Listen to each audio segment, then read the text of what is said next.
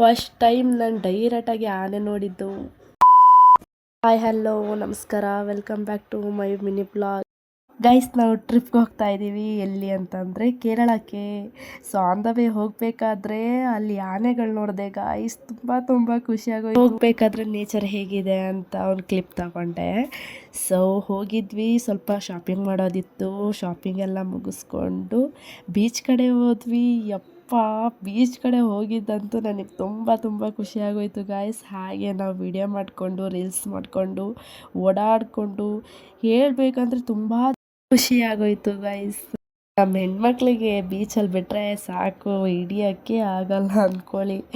ಹಾಗೆ ನಾನು ನಮ್ಮ ಹುಡುಗ ಒಂದೆರಡು ಫೋಟೋಸ್ ತೊಗೊಂಡ್ವಿ ಮೆಮೊರಿಗಿರಲಿ ಅಂತ. ಹಾಗೆ ಓಡಾಡಿಕೊಂಡು ನಾನು ಆನೆಸ್ಟಾಗಿ ಹೇಳಬೇಕು ಅಂದರೆ ನಮ್ಮಪ್ಪ ನಮ್ಮಮ್ಮ ಎಲ್ಲನೂ ನಮ್ಮ ಹುಡುಗನೇ ನನಗೆ ಅವರಿಲ್ಲ ಅಂತಿದ್ರೆ ನನ್ನ ಬದುಕೋ ಅರ್ಥನೇ ಇರಲಿಲ್ಲ ಅನಿಸುತ್ತೆ. ನಾನು ತುಂಬ ಚೆನ್ನಾಗಿ ನೋಡ್ಕೊತಾರೆ ಅವರು. ನನ್ನ ಲಕ್ಕಿ ಅನಿಸುತ್ತೆ. ನಾನು ಯಾವ ಜನ್ಮದಲ್ಲಿ ಅದೇನು ಪುಣ್ಯ ಮಾಡಿದ್ದೀನೋ ನನ್ನ ಹುಡುಗ ನನಗೆ ಸಿಕ್ಕಿದ್ದಾನೆ ಅಲ್ವಾ, ದೇವ್ರು ಕೊಟ್ಟಿರೋ ಆಶೀರ್ವಾದ ವರ ಅಂತ ಕೊಂಡಿದ್ದೀನಿ.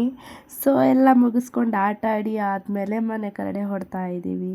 ಸೊ ಗಾಯ್ಸ್, ಎಲ್ಲರಿಗೂ ಒಂದು ಮಾತು ಹೇಳಬೇಕು. ನಾನು ಫಸ್ಟ್ ಟೈಮ್ ಮಿನಿ ಬ್ಲಾಗ್ ಮಾಡ್ತಾಯಿದ್ದೀನಿ. ಸೊ ನಿಮ್ಗೆ ಇಷ್ಟ ಆಗಿದ್ದರೆ ಪ್ಲೀಸ್ ಒಂದೇ ಒಂದು ಸಬ್ಸ್ಕ್ರೈಬ್ ಮಾಡ್ಕೊಳ್ಳಿ, ಲೈಕ್ ಮಾಡಿ. ಬಾಯ್, ಟೇಕ್ ಕೇರ್.